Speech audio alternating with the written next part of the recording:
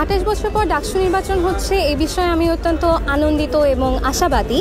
তবে যেহেতু ঢাকা বিশ্ববিদ্যালয়ের অধিকাংশ শিক্ষার্থী অনাবাসিক, সুতরাং এটা যদি একাডেমিক ভবনে হতো তাহলে আরও অনেক আগ্রহের সাথে সবাই উৎসবমুখর পরিবেশে ভোট দিতে আসতো বলে আমি মনে করি। এটা খুবই একটা ভালো ব্যাপার এবং আমি মনে করি ব্যাপারটা আরও আগে হওয়া দরকার। ঢাকা বিশ্ববিদ্যালয়ের ছাত্র হিসেবে ডাকসু ছাড়া ঢাকা বিশ্ববিদ্যালয় কল্পনা করাটা অসম্ভব আমার জন্য। সেটা খুবই ভালো একটা অনুভূতি হচ্ছে, আর আশা করি ভালো একটা ফলাফল আসবে। আসলে সুদীর্ঘ একটা সময় পরে কিন্তু ডাকসু নির্বাচনটা আসতেছে, তো এখানে আমার মনে হয় যে সাধারণ ছাত্রদের যে দাবি দেওয়াগুলো সেগুলো হয়তো বা প্রতিনিধিরা শুনবে। So I think it is positive. DUCSU নির্বাচনটি আমাদের জন্য অবশ্যই ইতিবাচক এবং এটি আসলে আমাদের অনেক দিনের দাবি। অনেক দিন ধরেই আমরা এই দাবিটার জন্য কাজ করেছি বা অনেকেই আমরা চেয়েছি যে ডাকসু নির্বাচনটি হোক এবং শেষ পর্যন্ত এটা হতে যাচ্ছে, এই ব্যাপারটি বেশ ইতিবাচক। ব্যাপারটাকে বেশ পজিটিভলি দেখছি, কারণ গত কয়েক বছর ধরে শিক্ষার্থীদের দাবি দেওয়া শোনা হচ্ছিল না বলে মনে হয়। এখন হয়তো এগুলো বেশি শোনা হবে যদি ডাকসু এফেক্টিভ হয়।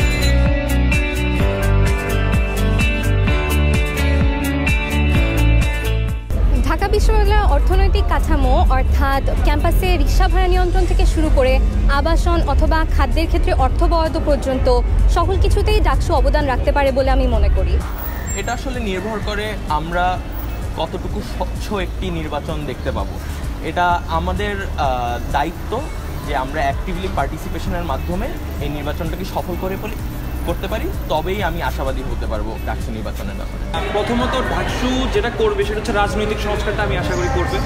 রাজনৈতিক সংস্কারের মাধ্যমে অর্থনৈতিক সংস্কারটা হবে, এটা আমি প্রত্যাশা করতে পারি। আর ডাকসু নির্বাচনে নির্বাচিত প্রতিনিধিরা যদি ঠিকমতো কাজ করে তাহলে হয়তো বা সেই আবাসন সংকটটাকে দূর করার জন্য চেষ্টা করবে। অন্যদিকে আসলে আমরা দেখতেছি যে আপনার আমাদের লাইব্রেরিতে কিন্তু আসন সংকট খুব কম, তো সেক্ষেত্রে এটাও বাড়ানোর দরকার।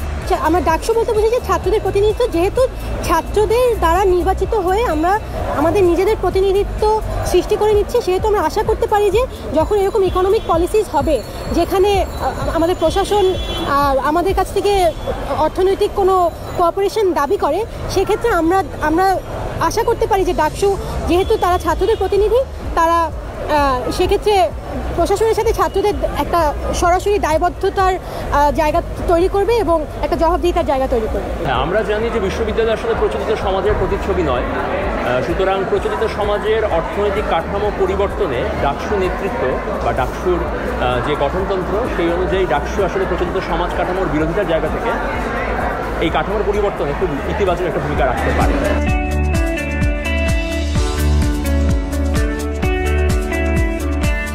প্রথমতই আমার দাবি থাকবে শিক্ষকদের মধ্যে, ঢাকা বিশ্ববিদ্যালয়ের শিক্ষকদের মধ্যে একটি জবাবদিহিতার জায়গা তৈরি করা, এবং দ্বিতীয়ত আমার মনে হয় যে বাণিজ্যমুখী দিকগুলো থেকে যদি আমাদের ডিপার্টমেন্টগুলো বের হয়ে আসতে পারে তবে আমাদের শিক্ষার মান উন্নয়ন হবে এবং ঢাকা বিশ্ববিদ্যালয়ে সুদিন ফিরে আসবে ডাকসুর হাতে।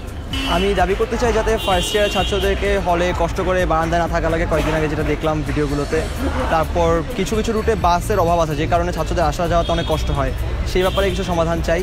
তার উপর হচ্ছে যাতে হলে মাঝে মধ্যে কিছু নির্যাতনের কেস দেখা যায় সেগুলো যাতে না হয়, এগুলি। ধন্যবাদ।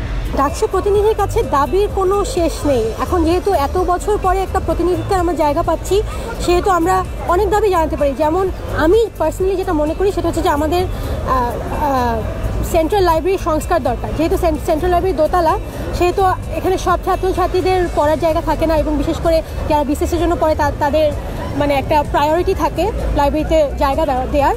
কিন্তু আমি চাচ্ছি যে মানে লাইব্রেরিটা যদি সংস্কার হয় সেক্ষেত্রে সব ছাত্রছাত্রীদের পড়ার একটা জায়গা থাকবে। ঢাকা বিশ্ববিদ্যালয়কে ছাত্রদের পড়াশোনার উপযোগী করার মতো একটা পরিবেশ দিন। ঢাকা বিশ্ববিদ্যালয়ের যে পরিবেশ দূষণ হচ্ছে, প্রাইভেট গাড়ি পার্কিংয়ের কারণে যে সকল সমস্যা তৈরি হচ্ছে সেগুলো বন্ধ করেন। ঢাকা বিশ্ববিদ্যালয়ের লাইব্রেরির অবস্থা খুবই খারাপ। আমাদের একটা 10 তলা স্টাডি বিল্ডিংয়ের প্রয়োজন, ওই একটা 10 তলা আমাদের স্টাডি বিল্ডিং দেন। ঢাকা বিশ্ববিদ্যালয়ে স্টুডেন্টদের জন্য সকল প্রকার সুবিধার ব্যবস্থা করেন, খাবারের মান উন্নয়ন করেন। প্রতিনিধির কাছে আমার দাবি একটাই, সেটা হলো সাধারণ ছাত্রদের যে সমস্যাগুলো সেই সমস্যাগুলোর সমাধান করা এবং ছাত্রদের অধিকার আদায় সবসময় সত্যি থাকা। ঢাকা বিশ্ববিদ্যালয়ে 8-10 জন শিক্ষার্থীর মতো আমিও চাই আবাসন, খাদ্য, শিক্ষক নিয়োগ এবং অন্যান্য অনেক বিষয়ে ডাকসু আর কি দাবি জানাবে।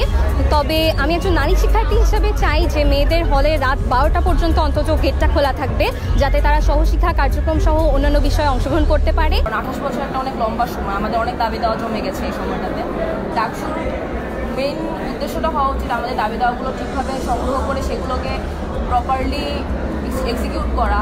অলসো নেক্সট ইয়ার যখন আমাদের এই নির্বাচনটা আবার হবে, আমি মনে করি ডাকসুর উচিত এই নির্বাচনটা ঠিকঠাকভাবে হয় এবং ভালোভাবে এক্সিকিউটেড হতে পারে সেই ব্যাপারটা নিশ্চিত করা।